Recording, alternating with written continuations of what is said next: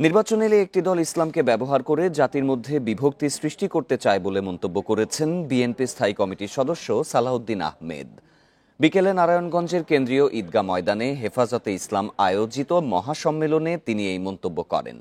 এ সময় তিনি বলেন, যারা ইসলামকে ব্যবহার করে ফায়দা হাসিল করতে চায় তাদের কাছ থেকে সাবধান থাকতে হবে। যারা জাতির মধ্যে বিভক্তি তৈরি করতে চায়, মুসলিমদের বিভ্রান্ত করে ক্ষতি করতে চায়, তাদের কাছ থেকে দেশবাসীকে সতর্ক থাকার আহ্বান জানান। বিগত ফ্যাসিবাদী শেখ হাসিনার সরকার ইসলাম বিদ্বেষী ছিল উল্লেখ করে তাদের স্বার্থ হাসিল করতে তারা আলেমদের ওপর নির্যাতন করেছে বলেন তিনি।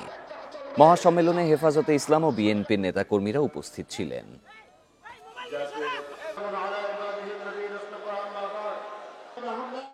রাজনৈতিক দল তারা নির্বাচনের স্বার্থে, রাজনীতির স্বার্থে ইসলামকে ব্যবহার করে জাতির মধ্যে বিভক্তি নিয়ে আসতে চায়, বিশেষ করে ইসলামের ক্ষতি করতে চায় এবং সেই বিভ্রান্তি সৃষ্টির জন্য ইসলামকে ব্যবহার করতে চায়, তাদের কাছ থেকে আমাদের দূরে থাকতে হবে। দেশের জনগণের জন্য নয়, বরং উপদেষ্টাদের জন্যই জুলাই সনদ। জনগণের প্রয়োজন দ্রুত নির্বাচন, দাবি বিএনপির। একটি রাজনৈতিক দল জোট বানিয়ে বিভিন্ন আন্দোলন করে জনগণকে বোকা বানাচ্ছে বলেও মন্তব্য করেন দলটির নেতারা। শনিবার দুপুরে রাজধানীর প্রেস ক্লাবে আয়োজিত ৭ই নভেম্বরের চেতনায় মুক্তিযোদ্ধা সমাবেশে বক্তব্য রাখেন দলের মহাসচিব সহ বিএনপির নেতারা। বাংলাদেশ জাতীয়তাবাদী মুক্তিযোদ্ধা দল ও মুক্তিযুদ্ধের প্রজন্মের উদ্যোগে সমাবেশের আয়োজন করা হয় রাজধানীর প্রেস ক্লাবে। সমাবেশে বক্তারা মুক্তিযুদ্ধের ইতিহাস তুলে ধরে বিএনপির নেতারা বলেন, ফ্যাসিস্ট সরকার আমলে প্রকৃত মুক্তিযোদ্ধারা বঞ্চিত হয়েছেন, স্বার্থেন্বেষীরা সুবিধাভোগ করেছেন। বিএনপি ক্ষমতায় গেলে প্রকৃত মুক্তিযুদ্ধের মূল্যায়ন এবং মুক্তিযোদ্ধাদের সুযোগ সুবিধা বৃদ্ধি করবে বলে দাবি দলটির। এ সময় বিএনপি মহাসচিব বলেন, একটি রাজনৈতিক দল জোট বানিয়ে বিভিন্ন আন্দোলন করে জনগণকে বোকা বানাচ্ছে। পিআর হবে কিনা তা সিদ্ধান্ত নেবে পরবর্তী সরকার এবং নির্বাচনের আগে গণভোট একটি বাড়তি খরচ বলেও মন্তব্য করেন তিনি।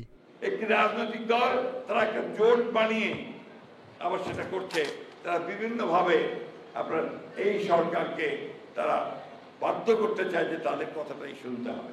পিআর হবে কি হবে না ওটা আগামী পার্লামেন্ট সিদ্ধান্ত নেবে। এদিকে বিএনপির স্থায়ী কমিটির সদস্য হাফিজউদ্দিন আহমেদ বলেন, জুলাই সনদ এই দেশের জনগণের প্রয়োজন নাই। সরকারে আছেন এমন অনেকের এটি প্রয়োজন হতে পারে। জুলাই সনদ দেশের জনগণের প্রয়োজন নেই। জুলাই সনদ হয়তো কিছু কিছু ব্যক্তি যারা এখানে উপদেষ্টা হয়েছেন, যারা ভবিষ্যতে বাংলাদেশে বসবাস করতে গেলে অনেক প্রশ্নের সম্মুখীন হবেন, তাদের জন্য হয়তো এই জুলাই সনদের প্রয়োজন আছে। একটি গোষ্ঠী নিজেদের স্বার্থে নির্বাচনকে বিলম্বিত করার চেষ্টা করছেন বলে মন্তব্য করেন বিএনপির স্থায়ী কমিটির সদস্য আমির খসরু চৌধুরী। আরেকটি দলের অথবা দুইটি দলের অথবা তিনটি দলের মতামত জোর করে বাকি দলগুলোর উপর চাপিয়ে দেওয়ার একটা চেষ্টা চলছে। ঐক্যমত্যের বাইরে গিয়ে তাদের দাবি এখন আমাদের উপর চাপাতে চাচ্ছে, জনগণের উপর চাপাতে চাচ্ছে। দেশের স্বার্থে এখন দ্রুত নির্বাচন করা দরকার।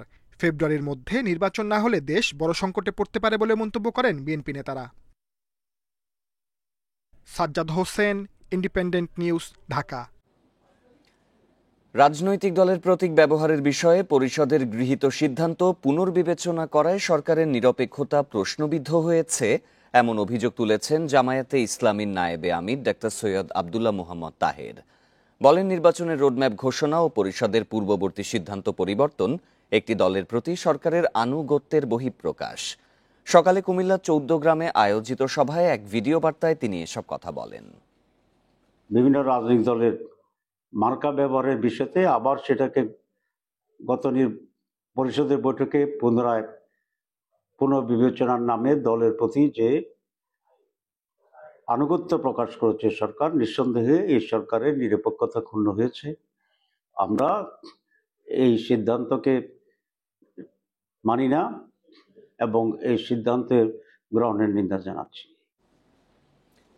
নির্বাচন কমিশন স্বেচ্ছাচারিতা করছে বলে অভিযোগ করেছেন এনসিপির দক্ষিণ অঞ্চলীয় মুখ্য সমন্বয়ক হাসনাত আব্দুল্লাহ। দুপুরে বরগুনা জেলা এনসিপির সমন্বয় সভায় অংশগ্রহণ শেষে সাংবাদিকদের কাছে তিনি কথা বলেন। হাসনাত আরও বলেন, নির্বাচন কমিশন বিভিন্ন দলে বিভক্ত, তাই এই কমিশনের মাধ্যমে নিরপেক্ষ ও স্বচ্ছ নির্বাচন সম্ভব নয়। শাপলাকলি প্রতীক সংযুক্তির বিষয়ে নির্বাচন কমিশন সঠিক ব্যাখ্যা দিচ্ছে না বলেও অভিযোগ করেন তিনি। বলেন, এই কমিশন গঠিত হয়েছে বিতর্কিত প্রক্রিয়ায়। শাপলা প্রতীক নিয়ে এনসিপি অনড় অবস্থানে রয়েছে এবং এই প্রতীকের জন্য লড়াই চালিয়ে যাওয়ার ঘোষণা দেন হাসনাত। তিনি আরও বলেন, এখন বাংলাদেশে দুইটা পক্ষে ভাগ হয়েছে, একটি সংস্কারের পক্ষে আর একটি সংস্কারের বিরুদ্ধে। জুলাই সনদে লিখিত বিষয়ে যাচাই না করে যারা স্বাক্ষর করেছেন তা তাদের ভুল সিদ্ধান্ত ছিল বলেও মন্তব্য করেন তিনি। এই নির্বাচন কমিশনও তো গঠন করা হয়েছে, বিএনপি বলেছে আমাদের পক্ষ থেকে একজন, জামাত বলেছে আমাদের পক্ষ থেকে একজন, আর্মি থেকে ওখানে একজনকে দেওয়া হয়েছে। তার মানে এটাকে ভাগাভাগি করে নিচ্ছে। কিছু দল সংস্কারের বিরুদ্ধে অবস্থান নিয়েছে আর কিছু দল সংস্কারের পক্ষে অবস্থান নিয়েছে। তো এই জায়গা থেকে মনে হচ্ছে দৃশ্যত এখন বাংলাদেশে দুইটা পক্ষ ভাগ হয়েছে। আপনারা দেখেছেন, একটা হচ্ছে সংস্কারের পক্ষে, একটা হচ্ছে সংস্কারের বিপক্ষে। জুলাই সনদে স্বাক্ষর না করলেও সব রাজনৈতিক দলকে গণভোটের সময় ও পদ্ধতি নিয়ে ঐকমত্যে পৌঁছানোর আহ্বান জানিয়েছে জুলাই অভ্যুত্থানের পটভূমিতে জন্ম নেয়া রাজনৈতিক দল এনসিপি। অন্যদিকে নির্বাচনের আগে গণভোট নিয়ে পরস্পর বিরোধী অবস্থানে বিএনপি জামায়াত। ফলে গণভোট নিয়ে চ্যালেঞ্জের মুখে অন্তর্বর্তী সরকার। ৩০টি রাজনৈতিক দল নিয়ে ঐকমত্য কমিশনে ২৭০ দিন আলোচনার পর জুলাই সনদে স্বাক্ষর করে এনসিপি ও বাম ঘরানার ৪ দল ছাড়া সবাই। তারপরও সনদ বাস্তবায়ন প্রক্রিয়া নিয়ে রাজনীতিতে দেখা দিয়েছে নতুন সংকট। জুলাই সনদ বাস্তবায়নে নভেম্বরের মধ্যে গণভোটের আয়োজনের দাবি জানিয়েছে জামায়াতে ইসলামী সহ সমমনা ৮টি দল। অন্যদিকে সংসদ নির্বাচনের আগে গণভোট চায় না বিএনপি। গণভোট নির্বাচনের আগে করার কোনো সুযোগ এখন আর নাই। গণভোটে দিতে হবে এবং সেটা জাতীয় নির্বাচনের আগে। সই না করলেও জুলাই সনদ ও গণভোট ইস্যুতে সামাজিক যোগাযোগ মাধ্যমে নানা ধরনের প্রচারণা চালাচ্ছে এনসিপি। দলটির নেতারা বলছে গণভোট যে কোনো সময় হতে পারে, কিন্তু এর আইনি ভিত্তির ব্যাপারে সঠিক সিদ্ধান্তে পৌঁছাতে হবে। দলীয় স্বার্থটি পেছনে রেখে দেশের স্বার্থ এবং জনগণের স্বার্থে আমাদের যে সংস্কারের যে বিষয়গুলো ছিল, এজেন্ডাগুলো ছিল, সেগুলো নিয়ে কিন্তু গণভোটের দিকে এগিয়ে যাওয়া উচিত। এবং এটি আসলে জাতীয় নির্বাচনে কোনো প্রভাব ফেলবে বলে আমি অন্তত মনে করি না। কারণ জাতীয় নির্বাচনে যে ধরনের তোড়জোড় করছে এবং ইসির পক্ষ থেকে যে ধরনের কাজকর্ম চলছে, সেটি তো এক ধরনের প্রক্রিয়া। কিন্তু গণভোটটাকে সকল রাজনৈতিক দল আসলে গুরুত্ব সহকারে নেওয়া প্রয়োজন। গণভোটের চেয়ে জুলাই সনদ বাস্তবায়নের রূপরেখাই মূল চ্যালেঞ্জ। প্রয়োজনে প্রধান উপদেষ্টার সরাসরি হস্তক্ষেপ নেওয়ার কথা বলেন এনসিপির নেতারা। এই যে জুলাই সনদ বাস্তবায়ন আদেশ, এবং সেই আদেশ কে দেবেন? আমরা বলেছি প্রধান উপদেষ্টা ডক্টর মোহাম্মদ ইউনূসের দেওয়া উচিত। তিনি আদেশ দেবেন এবং সে তার ভিত্তিতে গণভোট হবে এবং আগামী সংসদের কাছে দ্বৈত ক্ষমতা থাকবে। এই রোডম্যাপটা ইম্পর্টেন্ট। গণভোটের টাইমিংয়ের চেয়ে এদিকে আমাদের বেশি মনোযোগ দেওয়া উচিত, কিন্তু এই বড় দুই দল সে কাজটা করছে বলে আমাদের কাছে মনে হচ্ছে না। তারা গণভোটের টাইমিং নিয়ে এক ধরনের মল্লযুদ্ধের মধ্যে আছে। তবে গণভোট আগে হলে ভালো হবে, কিন্তু আগে না হলে মহা সর্বনাশ হয়ে যায়, ব্যাপারটা সেরকম নয়। ইলেকশনের দিন একই সাথে হতে পারে। জাতীয় স্বার্থের সব দল ঐকমত্যে না আসলে অনৈক্যের কালো অধ্যায় হয়ে থাকবে জুলাই সনদ, বলছেন এনসিপির নেতারা। Mamunur Rahman, independent news, Dhaka. নিরপেক্ষতা প্রমাণ না করে বিতর্ক তৈরি করতে থাকলে এই সরকারের অধীনে দলগুলো নির্বাচনে যাবে কিনা সন্দেহ রয়েছে, এমন মন্তব্য করেছেন বিপ্লবী ওয়ার্কার্স পার্টির সাধারণ সম্পাদক সাইফুল হক। সাংবিধানিক প্রক্রিয়া ছাড়া কোনো আদেশ বা অধ্যাদেশ দিয়ে সংবিধান সংশোধনের সুযোগ নেই বলেও সতর্ক করেন। সকালে রাজধানীতে সংবাদ সম্মেলনে এসব কথা বলেন তিনি। বর্তমান রাজনৈতিক প্রেক্ষাপট নিয়ে সংবাদ সম্মেলন ডাকে বিপ্লবী ওয়ার্কার্স পার্টি। ঐকমত্য কমিশনকে বিশ্বাসঘাতক ও প্রতারক বলে আখ্যা দেন দলের সাধারণ সম্পাদক সাইফুল হক। কমিশনকে এখন বিশ্বাসঘাতক এবং প্রতারক হিসাবে এখন সেখানে আখ্যায়িত করতে হচ্ছে। তিনি অভিযোগ করেন, স্বাক্ষরিত জুলাই সনদের ভিন্নমত বাদ দিয়ে বাস্তবায়নের সুপারিশ করা হয়েছে। একে লজ্জাজনক ও প্রতারণা বলে মন্তব্য করেন সাইফুল হক। তারা চূড়ান্ত সুপারিশ যেটা পাঠিয়েছেন সরকারকে আদেশ জারি করবার জন্য, সেখানে ভিন্নমতের কোনো প্রশ্নই, নোট অফ ডিসেন্টের কোনো প্রশ্নই সেখানে উল্লেখ করা হয়নি। তিনি আরও বলেন, কোনো আদেশ বা অধ্যাদেশ দিয়ে সংবিধান সংশোধনের কোনো সুযোগ নেই। ঐকমত্য কমিশনের সুপারিশ অনুযায়ী সংবিধান পরিবর্তন করা হলে ভবিষ্যতে আর সংসদের দরকার হবে না। এটা খুব একটা ভয়ঙ্কর বিপজ্জনক একটা উদ্যোগ। আর উদ্যোগ এই জায়গা থেকে যে আমাদের যে কোনো অধ্যাদেশ অনেক সময় জারি হয় রাষ্ট্রপতির নামে। আপনি যখন সরকারের নামে যখন একটা আদেশ জারি করছেন, বাস্তবে বিদ্যমান সংবিধানকে আপনি অস্বীকার করছেন। যেই সাংবিধানিক ক্ষমতা বলে আপনি ক্ষমতায় আছেন, এখন রাষ্ট্র চলছে, সরকার চলছে, বাস্তবে তাকে নাল অ্যান্ড ভাইড করে বাস্তবে আপনি প্রকান্তরে একটা সুপ্রা কনস্টিটিউশনাল একটা আদেশের মতন আপনি জারি করছেন। এই নেতা বলেন, সংসদের ২৭০ দিনের মধ্যে জুলাই সনদ সংবিধানে সংযুক্ত না হলে তা স্বয়ংক্রিয়ভাবে যুক্ত হয়ে যাওয়ার দাবিটি উদ্ভট ও হাস্যকর। এই ধরনের বেশ কিছু পদক্ষেপ আছে। সংবাদ সম্মেলনে সাইফুল হক আরও বলেন, উপদেষ্টা পরিষদের অধিকাংশ উপদেষ্টা নিরপেক্ষভাবে কাজ করছেন না। এই সরকারের অধীনে নির্বাচনে রাজনৈতিক দলগুলোর অংশগ্রহণ নিয়েও সন্দেহ প্রকাশ করেন তিনি। সরকার নিরপেক্ষতার পরীক্ষা যদি পাশ করতে না পারে তাহলে কিন্তু নির্বাচন নানা দিক থেকে হোঁচট খাবে, প্রশ্নবিদ্ধ হবে, বিতর্কিত হবে, এবং সরকার যদি বিতর্কের মধ্য দিয়ে যদি যেতেই থাকে তখন এই ধরনের বিতর্কের মূলক সরকারের অধীনে রাজনৈতিক দলগুলো নির্বাচনে যেতে চাইবে কিনা এই প্রশ্ন কিন্তু একটা জরুরি প্রশ্ন হিসেবে কিন্তু আগামীতে উঠে আসতে পারে। বন্দর বিদেশিদের হাতে দেওয়ার কোনো এখতিয়ার অন্তর্বর্তী সরকারের নেই বলেও মন্তব্য করেন সাইফুল হক। এই ধরনের কোনো সিদ্ধান্ত অন্তর্বর্তী সরকারের নেবার কোনো সুযোগ নেই। শাহাদাত স্বপন, ইন্ডিপেন্ডেন্ট নিউজ, ঢাকা। সাংবিধানিক ধারা অব্যাহত রাখার জন্য ফেব্রুয়ারিতে নির্বাচন আয়োজন করা হবে বলে জানিয়েছেন ধর্ম উপদেষ্টা ডক্টর আফম খালিদ হোসেন। সকালে লালমনিরহাট জেলা পরিষদ অডিটোরিয়ামে এক আলোচনা সভায় এসব কথা বলেন তিনি। পরিবেশে আগামী ফেব্রুয়ারিতে নির্বাচন অনুষ্ঠিত হবে, সুষ্ঠু, অবাধ, নিরপেক্ষ নির্বাচন হবে, এবং যারাই নির্বাচিত হবেন আমাদের সরকার, আমরা তাদের হাতে ক্ষমতা হস্তান্তর করব। ঘূর্ণিঝড় মন্থা দুর্বল হয়ে লঘুচাপে পরিণত হয়েছে। এর প্রভাবে ঢাকা, খুলনা, রাজশাহী, ময়মনসিংহ, সিলেট বিভাগে থেমে থেমে ভারী বৃষ্টি হচ্ছে। রোববার সকাল পর্যন্ত বৃষ্টি অব্যাহত থাকবে। আবহাওয়া অফিস বলছে, রাজধানীতে শনিবার বিকেলে ৩২ মিলিমিটার বৃষ্টি হয়েছে। আর সিরাজগঞ্জের তাড়াশে হয়েছে ১৬৬ মিলিমিটার। বৃষ্টির কারণে রাতে তাপমাত্রা ১ থেকে ২ ডিগ্রি সেলসিয়াস কমবে। আবহাওয়া অধিদপ্তর জানিয়েছে, ভারতের দক্ষিণ ছত্তিশগড় ও আশপাশের এলাকায় অবস্থানরত সুস্পষ্ট লঘুচাপটি উত্তর উত্তর পূর্ব দিকে অগ্রসর ও দুর্বল হয়ে লঘুচাপে পরিণত হয়েছে। বর্তমানে এটি পশ্চিমবঙ্গ ও তৎসংলগ্ন এলাকায় অবস্থান করছে। এদিকে ২৪ ঘন্টা পর বঙ্গোপসাগরে নতুন একটি লঘুচাপের আভাস দিয়েছে আবহাওয়া অফিস। এর প্রভাবে ৫ নভেম্বর মধ্যরাত থেকে পুরো দেশে থেমে থেমে বৃষ্টি হতে পারে। নভেম্বরের মাঝামাঝি দেশের পশ্চিমাঞ্চলে আগাম শীতের অনুভূতি হবে। উড়িষ্যা উপকূল অতিক্রম করার পর ক্রমান্বয়ে সে উত্তর পশ্চিম দিকে অগ্রসর হয়েছে। পরবর্তীতে সে কিছুটা দিক পরিবর্তন করে উত্তর পূর্ব দিকে অগ্রসর হয়ে পরবর্তীতে সেটি ক্রমান্বয়ে দুর্বল হয়ে আজকের সকাল পর্যন্ত পশ্চিমবঙ্গ ও পার্শ্ববর্তী এলাকা জুড়ে একটি লঘুচাপে পরিণত হয়েছে। নির্বাচন নিয়ে এখনো ষড়যন্ত্র এবং চক্রান্ত বন্ধ হয়নি বলে মন্তব্য করেছেন বিএনপির নির্বাহী কমিটির সদস্য রুহুল কুদ্দুস তালুকদার দুলু। বিকেলে নাটোর সদর উপজেলার তেবাড়িয়া ইউনিয়নে ধানের শীষের পক্ষে আয়োজিত জনসভায় এই মন্তব্য করেন তিনি। বলেন, এই নির্বাচন যাতে না হয় এবং কিভাবে আরও পেছানো যায় এ নিয়ে পত্রপত্রিকা ও সামাজিক মাধ্যমে একটি গোষ্ঠী ষড়যন্ত্রে লিপ্ত। এ সময় তিনি হুঁশিয়ারি দেন, আগামী ফেব্রুয়ারির নির্বাচন নিয়ে যদি কেউ ষড়যন্ত্র চক্রান্ত করে ঐক্যবদ্ধ হয়ে তা মোকাবিলা করা হবে।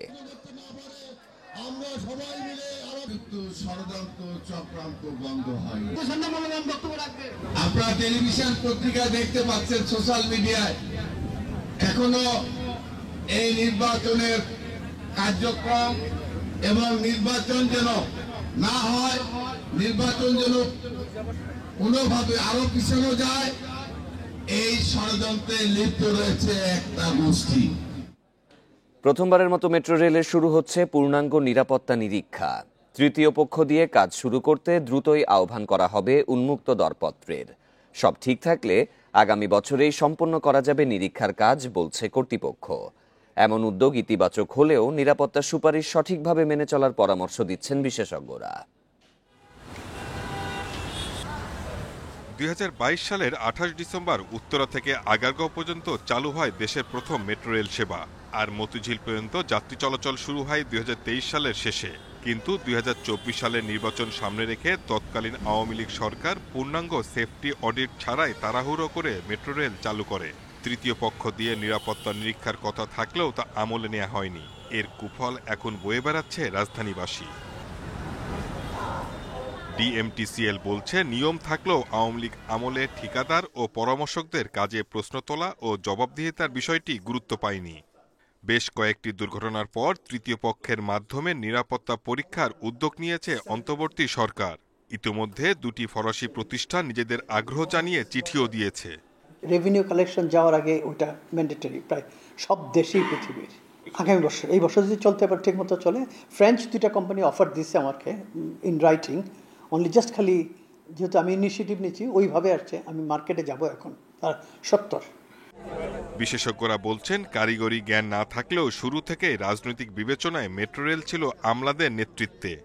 চালুর পর থেকে ডিএমটিসিএল একটি নিরাপত্তা প্রতিবেদনও জমা দেয়নি।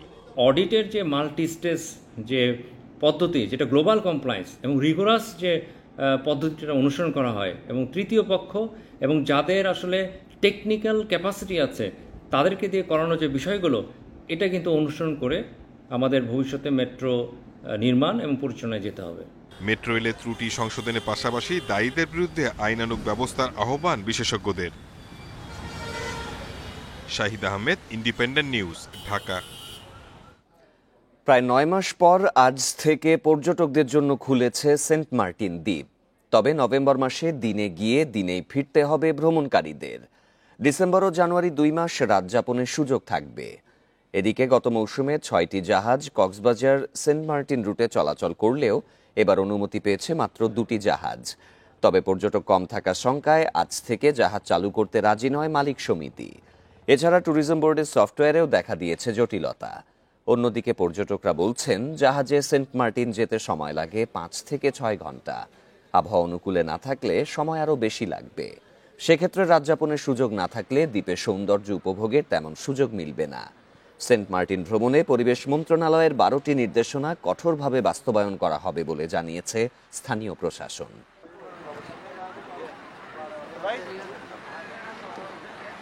মৃত্যু মানেই সব শেষ নয়, মৃতদের জন্য থাকে বিশেষ দিন, বিশেষ উৎসব।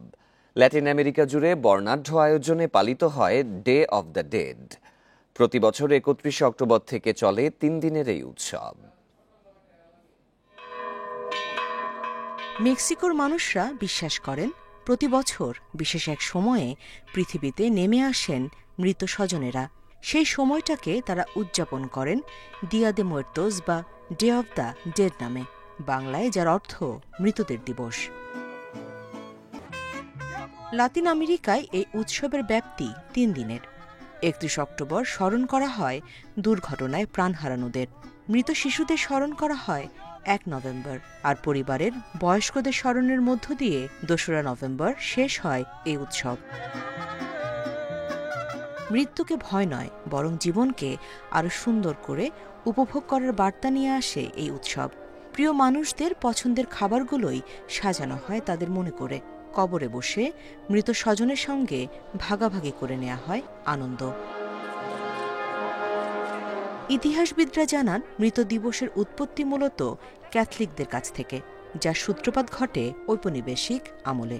বিশেষ করে 16, 17 এবং 18 শতকে ইউরোপীয়দের সাথে আমেরিকায় আসে এই মৃতদের দিবস পালনের রীতি। আমেরিকাতে আগত ইউরোপীয়রা তাদের প্রয়াত স্বজনদের জন্য 1 নভেম্বর এবং 2রা নভেম্বর ডে অব দ্য ডেড উদযাপন করত। তারা এমন উপাদানগুলিকে অন্তর্ভুক্ত করতে শুরু করে যা ইউরোপে পাওয়া যেত না। এর মধ্যে অন্যতম গাঁদা ফুল, সময়ের সাথে সাথে যা এই দিবসের অন্যতম অনুষঙ্গে পরিণত হয়েছে। ডে অব দ্য ডেডের উৎসবের অন্যতম অনুষঙ্গ বিশেষ আকৃতির পাউরুটি, যার ওপর চোখে পড়বে হাড় এবং খুলির নকশা। মেক্সিকানদের কাছে যার নাম প্যান দে মুerto। কাগজে তৈরি নানা শিল্পকর্ম ছাড়া এই উৎসব যেন কল্পনাই করতে পারে না মেক্সিকোর মানুষ। তাই তো উৎসবের আগে ব্যস্ত সময় কাটান শিল্পীরা। ঐতিহ্যবাহী পোশাকের জাঁকজমকও চোখে পড়ে মৃতদের উৎসবে। অনেকের মুখমণ্ডলে দেখা যায় বিচিত্র সব আঁকিবুকি। ডে অব দ্য ডেড উৎসবকে কেন্দ্র করে 2016 সাল থেকে মেক্সিকো সিটিতে হয়ে আসছে বিশাল শোভাযাত্রার আয়োজন। স্থানীয়দের পাশাপাশি এতে যোগ দেন বিদেশি পর্যটকরাও। Nusrat Serin, independent news. এই ছিল বিরতিহীন রাত 9টায় বাংলাদেশে। ধন্যবাদ সবাইকে।